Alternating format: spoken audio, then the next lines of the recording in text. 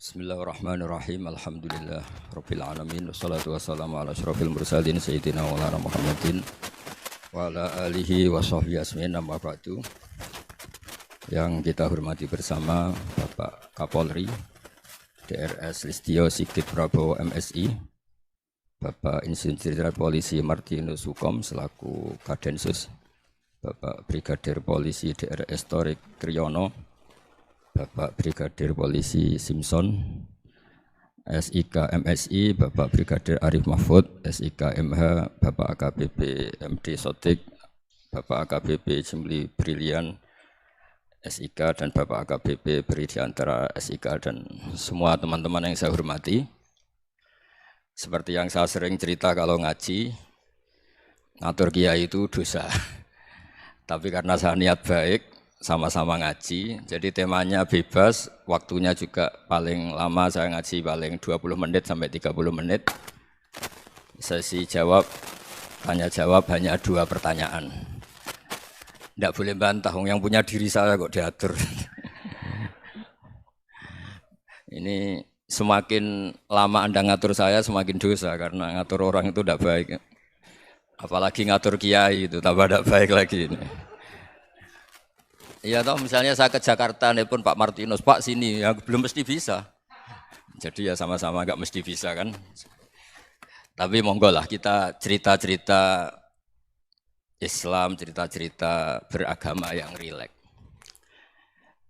Kita semua tadi seperti yang dikatakan Kadensus pernah disewani Mas Sufyan Sauri, juga beliau pernah ngaji. Sebetulnya dalam banyak hal-hal yang keseharian itu lebih prinsip ketimbang ide kita tentang hal-hal besar. Saya beri contoh, Allah itu Tuhan yang maha kuasa, yang menguasai alam raya ini. Kadang-kadang menjelaskan dirinya itu hanya alladzi at'amahum min ju'.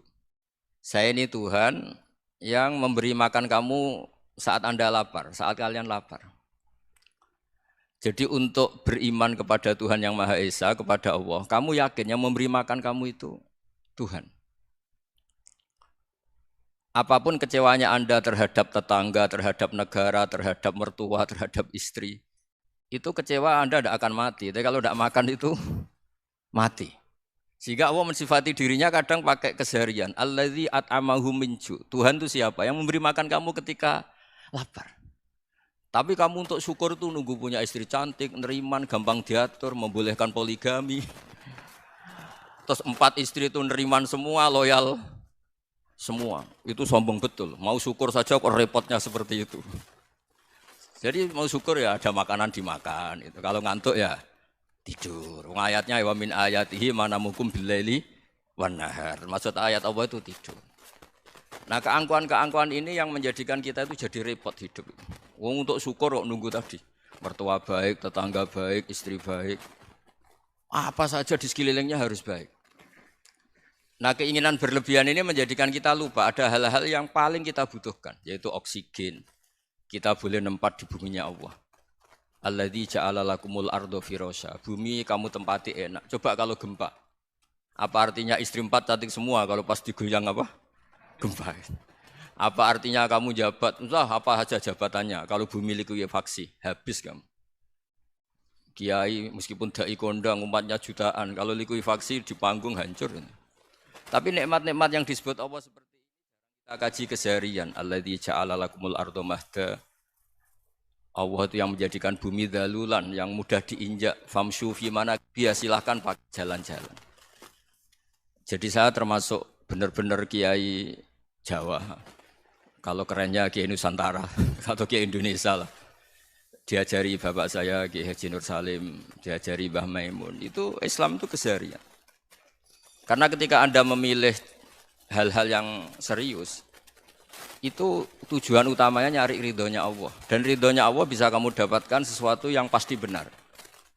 Misalnya dalam sebuah hadis Sahih Muslim disebutkan, Innallaha la yardha 'anil 'abdi idza akalal akla fayahmadahu 'alaiha. Aw yashraba syarba fayahmadahu 'alaiha. Itu redaksinya inna itu sesungguhnya. La yardha juga pakai lam taukid, juga maknanya sesungguhnya. Sungguh-sungguh Allah sangat ridho ketika seorang hamba itu makan. Makan ketika sesuap nasi dia muji Allah, ketika minum seteguk nasi dia muji Allah. Itu kalau orang diridhoni Allah itu wali betul.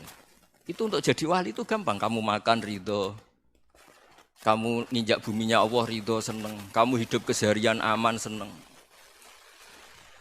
Nah ini supaya sampean kita semua lah, kita semua ngaji betapa panduan Rasulullah untuk menggapai ridho Allah itu banyak yang keseharian sekali. Saking kesehariannya banyak dalam hadis dan itu sahih.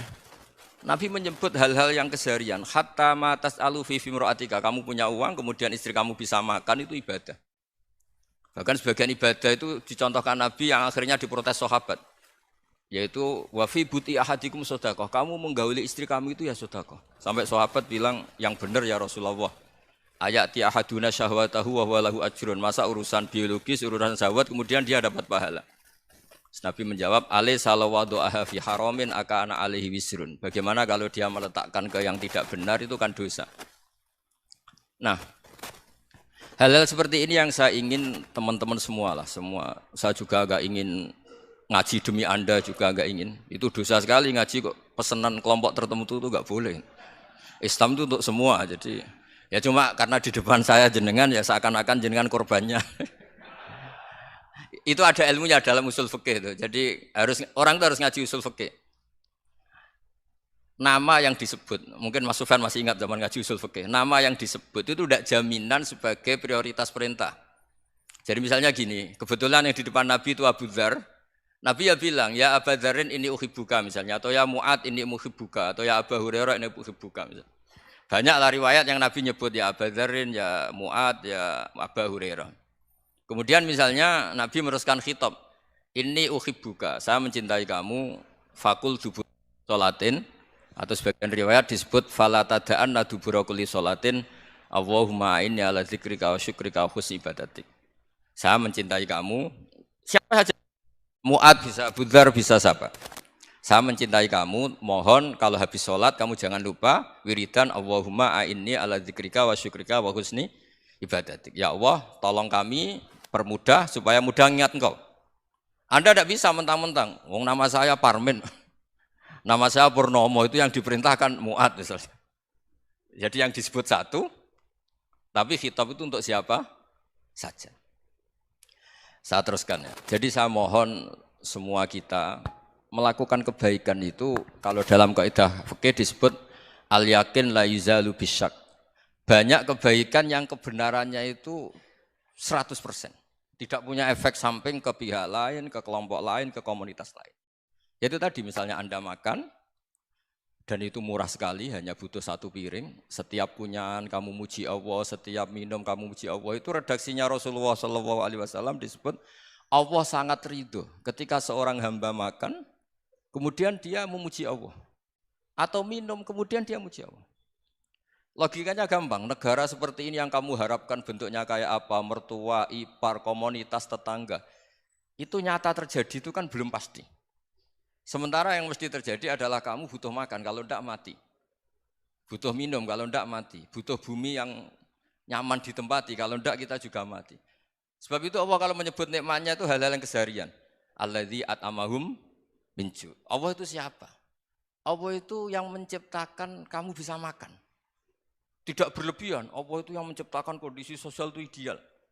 Zaman Nabi itu ya ada orang munafik. Orang-orang pilihan Allah itu juga diuji orang sekelilingnya yang macam-macam. Semua diuji sesuai konteks zaman dan waktu. Nah, tapi ada ibadah-ibadah yang selalu disarankan Nabi. Sampai Nabi itu pernah ditanya, ayul islami khairun ya Rasulullah, Islam terbaik itu gimana? Jawaban Nabi itu unik. It'amut to'am, Islam terbaik itu ya makan-makan, santai-santai. Ketika Allah menyebut beberapa kebaikan, falak tahamal aqobah, wa ma adrokan apa? Mal aqobah. Terusannya apa? Fakku rokobah. Terusannya apa? Au it'amun fiyaumin di masubah. Ya itu acara makan-makan itu juga Islam. Kenapa? Ya bayangkan kalau tidak ada makanan, kita mati kan? Kondisi sosial tidak ideal itu Anda masih gak apa-apa. Tapi kalau Anda tidak makan, Anda tidak minum, kamu punya istri cerewet masih bisa hidup, punya mertua cerewet masih bisa hidup. Tapi kalau tidak makan bisa mati. Berarti penting mana istri sama makan? Penting mana? Makan. Semoga istri Anda dengar, nanti kamu disuruh makan tapi pulang deh.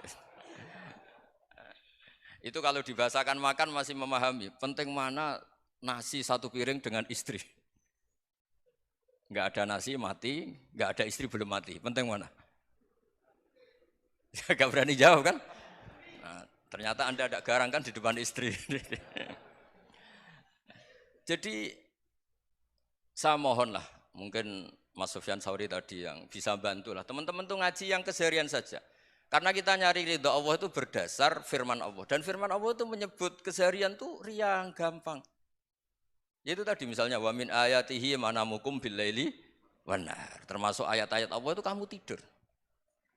Maka dulu itu ada guyonan, ada tokoh Mu'tazilah, kelompok dalam Islam yang berpikir manusia itu bisa menentukan ikhtiarnya sendiri. Karena saya bisa duduk, ingin berdiri, berdiri. Karena kelompok ini enggak terima kalau semua kehendak Allah, nanti bagaimana kalau semua kehendak Allah kok ada hisab, ya ada sanksi. Lucunya itu dia akhirnya, ini cerita ya, mencintai seorang perempuan, cantik sekali. Dan itu dia menjadi ahli sunnah itu oleh hal-hal yang sepele. Karena istrinya cantik, ya namanya suami istri itu hubungan intim. Terus ditanya, Mas, masih ingin lagi? Masih. Silahkan diulang lagi. Wah ya tidak bisa. Katanya manusia bisa menentukan yang diinginkan. Itu tobat itu. Itu nggak bisa ditobatkan Mas Sufyan Ats-Tsauri. Orang cantik yang mudah nobatkan orang itu orang cantik. Segampang itu. Akhirnya kita tahu, makanya kalau dalam kitab Hikam itu disebut al-aqil mayyakul madza yaf'alu wa hubi wal ghafil mayyakul madza af'al. Orang yang punya akal karena sadar ini wilayah Allah, semua milik Tuhan. Itu dia tiap hari berpikir, besok Allah akan melakukan apa terhadap dunia ini. Kamu merencanakan suatu mau plesir, ternyata gempa. Mau wisata ke Rusia, ternyata perang. Kamu tidak pernah tahu apa yang akan terjadi besok. Wa ma tadri nafsum madza taksibu ghadan. Tapi anda semua kita ini sering punya jadwal permanen. Makanya saya kalau diundang siapa saja, sana takdir. Yang jelas Gus ini acara penting. Ya masih acara penting nak pangeran ngersakno piye? Kok ape dadi pangeran? Kamu kok mau jadi Tuhan? Itu kadang ya kiai gitu. Penting Gus acara ini jenengan harus memastikan bisa. Loh kamu itu yang ngajarin tauhid, sesuatu itu biadillah kok bilang-bilang apa pasti. Kalau maksa terus tak tobatkan loh kamu kata saya itu. Ya kalau gitu Gus bilang insya Allah. Wah itu hati saya, fisik saya, roh saya sudah bilang insya Allah. Tidak usah kamu latih kata saya. Nah hal-hal tauhid keseharian itu gampang sebetulnya.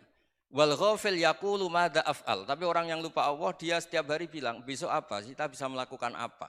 Seakan-akan dia itu aktor, dia penting, dia subjek permanen, dia.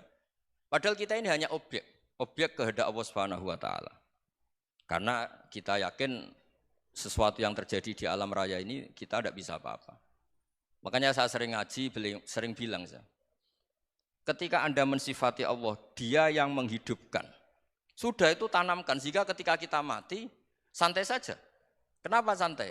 Allah punya cara menghidupkan kita. Zaman kita hidup juga gak tahu caranya ngelola jantung, ngelola paru-paru. Kamu juga gak tahu ngelola oksigen yang tidak beracun, tidak mengandung polusi. Tahu-tahu hidup. Gak ingin tua ya tahu-tahu tua, gak ingin mati tahu-tahu mati. Selama ini kita hidup juga gak tahu apa sebetulnya. Hanya gaya tok, punya jadwal, punya planning. Kalau kamu bisa menentukan pilihan Anda, pasti Anda istrinya cantik, 4 neriman semua, kona'ah semua. Nyatanya enggak kan? Ada 1 jelek, cerewet. Wah itu kan, nyatanya enggak bisa apa-apa Anda kan? Dan kamu bawa mati lagi. Nah, itu kan, istri Anda juga gitu, punya keinginan, punya suami yang ganteng, yang jabat, yang neriman, yang enggak poligami. Ya enggak kesampaian juga. Kalau kita ngitung tingkat kegagalan kita itu gagal terus. Ya kan? Nah, terus ingat Allah, madza yaf'alu wa hubi. Orang yang punya akal selalu berpikir Allah itu menghendaki apa terhadap saya. Loh sama-sama orang itu. Ngelihat orang yang serius, itu kata Anda itu pemikir berat, serius. Senang punya tokoh yang merengut karena kamu anggap serius. Tapi sebagian orang nganggap orang yang serius itu wong merengut, wong masam, wong muka kok ditekuk. Jadi sama itu hati ya muqallibal qulub tsabbit qalbi ala dini, karena kita enggak tahu cara berpikir kita tentang orang lain, tentang sekeliling kita. Misalnya kita orang baik yang jenis ngrumat fakir miskin. Ada orang bangun masjid mewah itu janggal. Apa artinya masjid mewah kalau banyak orang kelaparan? Tapi kalau yang jenis pendidikan apa artinya masjid mewah kalau tidak bisa ngaji? Nanti yang jenis infrastruktur apa artinya ini kalau semuanya punya sudut pandang yang berbeda-beda. Dan Islam mengapresiasi semua kebaikan.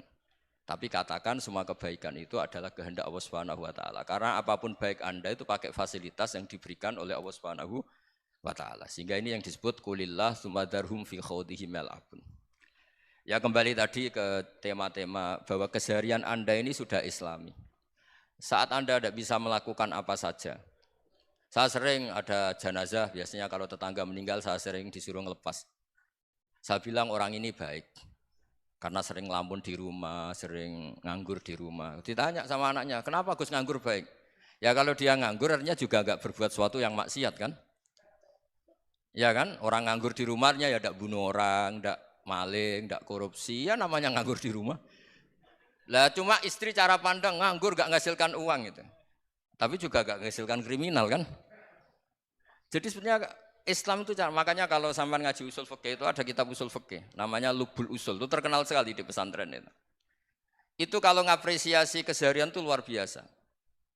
Izma min mubahin illa wa yatahaqqaqu bihi tarku haramimma. Karena keseharian yang mubah saat Anda lakukan itu ada kehebatan yang luar biasa, yaitu meninggalkan haram. Makanya dulu banyak orang-orang alim ketemu temannya itu guyon sampai semalaman. Itu biasanya yang semangat Islam itu kiai kok udah tahajud, kiai kok udah witir. Orang yang sedang mapan uangnya banyak, malam itu udah kelayaban itu sudah luar biasa. Melawan nafsu supaya tidak maksiat itu sudah luar biasa. Supaya lupa guyon sama temannya semalaman sampai subuh. Gejolok-gejolokan ngenang zaman miskin, zaman kuliah nggak jelas, zaman apa. Melihatnya jangan tarkut tahajud. Seperti ini meninggalkan tahajud, tapi meninggalnya ini talkul muharramat. Jadi kayak apa hebatnya? Sehingga Imam Ghazali punya riwayat yang agak unik. Hatta takuna ibadatu akhiri hadil ummah iku an-naum. Sehingga suatu saat ibadah terbaik umat ini itu tidur. Itu kan riwayat kontroversi. Ketika Imam Ghazali ditanya, kenapa iya? Kenapa kamu mulai keluar dari rumah itu sudah banyak maksiat? Melihat perempuan yang enggak mahram, melihat fenomena. Tapi kalau kamu tidur itu enggak melihat apa-apa. Tapi juga kamu jangan menganggap tidur itu ibadah betul. Saatnya melakukan fardu ain malah masih tidur. Tapi itu sudut pandang yang menjadikan kita Islam itu gampang. Jadi saat Anda tidak bisa aktivitas apa-apa, misalnya ada beberapa orang yang lumpuh. Lumpuh itu memang nggak bisa Jumatan, nggak bisa ibadah, tapi dia juga nggak bisa maksiat. Tidur itu memang Anda saat itu tidak bisa tahajud, tidak bisa witir, tapi saat itu ada zina, ada maling, tidak gosipkan orang, tidak bully orang, tidak menanamkan kebencian, tidak hasud. Sehingga tidur menurut Allah Ta'ala wa min ayatihi manamukum billaili apa? Wan nahar. Karena di tidur itu selain ada unsur istirahat, jaga kestamina, juga ada unsur meninggalkan beberapa keburukan. Nah saya mohon ibadah yang keseharian ini kita jaga. Supaya kita semua baca ayat itu fasih. Fasih itu tertanam di hati. Allah itu siapa? Alladzi at'amahum min ju'i wa amanahum min khauf. Dan Allah kalau cerita di Quran itu anna sababnal ma'a sabba tsumma syaqqaqnal ardha wa syaqqa fa ambatna fiha habba wa inaba wa qadba wa zaituna wa nakhla wa hada'iqa hulba. Kamu tahu saya ini siapa kata Allah? Saya ini adalah Tuhan yang menurunkan air, kemudian ada tanaman banyak. Habba wa inaba wa qadba, ada zaitun, ada tin, kalau orang Jawa mungkin ada tela, ada padi, ada mangga, ada pisang. Sudah. Wa inaba wa zaituna wa nakhla wa hada'iqa hulba, ada perkebunan yang lebat. Tujuannya apa? Mata Allahkum, silahkan kamu pakai, kamu nikmati. Tapi karena kadang kita ini punya ide-ide besar. Tadi untuk syukur saja nunggu punya istri riman, rumah baik, tetangga baik, komunitas baik, semuanya baik baru syukur. Lama-lama nanti ada di surga, syukurnya nunggu surga paling kelas A. Itu sudah ada yang menghuni Rasulullah, kamu nggak boleh di situ. Masa untuk syukur saja? Repotnya Masya Allah. Jadi mohonlah Quran yang kalau Anda hafalkan juz amma itu kan ada ayat-ayat yang kayak tadi. Ya, fal yang dzuril insanu ila ta'ami. Coba lihat apa yang kamu makan ya? Dari mana? Dan untuk mempertahankan hidup kamu keseharian. Jadi jangan kira ibadah itu harus membentuk komunitas yang versi Anda. Ibadah itu harus yang hal yang mulu-mulu. Kesehariannya Anda alami. Loh ini saya tidak bikin-bikin. Saya ngaji bukan karena berdasar pesanan. Itu ayat yang saya baca kan betul ada ayatnya kan. Fal yang zuril insanu ila tu'ami. Anna soba penal ma'ah sobba. Thumma syakoknal ardo syakko. Fa'ambasna fiya habba wa inabau wa qodba. Wa zaitunau wa nakhla wa hadaiko khulba. Terusannya apa? Mata al lakum. Silakan kamu nikmati. Mata itu silakan kamu nikmati. Ya kayak sampean dikasih hidangan ya makan. Ya sudah makan, habis makan ya minum, habis itu ngantuk ya tidur, ya sudah normal-normal saja. Kayak apa indahnya Islam. Tapi Anda mencari Islam yang gimana lagi?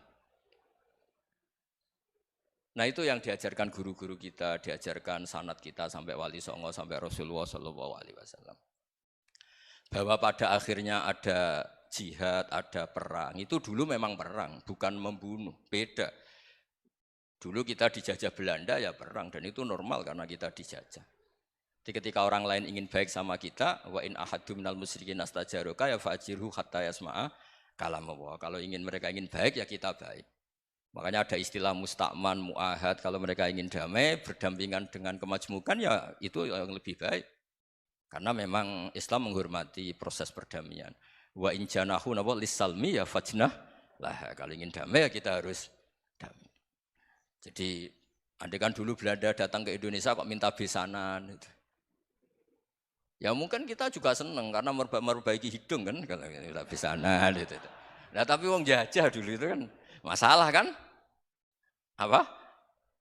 Masalah kan? Jadi saya mohon, jadi apa? Saya tadi minta sama Bapak Kadensus kemarin juga pernah main ke saya. Jangan sering ketemu, saya ini sudah uzlah, saya ini sudah mau daftar jadi resi. Saya itu kemarin di Muktamar juga agak datang, acara di Jogja juga sudah. Karena memang keluarga saya dulu itu bahasa ya, bapaknya bapak saya itu enggak keluar rumah itu puluhan tahun, memang punya adat uzlah. Ya makanya ngaji saya ngaji aja yang gampang-gampang aja, yang enggak orderan, enggak pesenan ngaji aja dulu yang gampang. Saya ikhlas, yakin betul saya ikhlas. Ikhlas itu menurut saya itu roh. Orang enggak ikhlas menurut saya itu orang aneh. Ikhlas itu gampang, sudah saya bilang. Kalau kamu yakin ilmu itu milik Allah, ngasihkan juga ikhlas.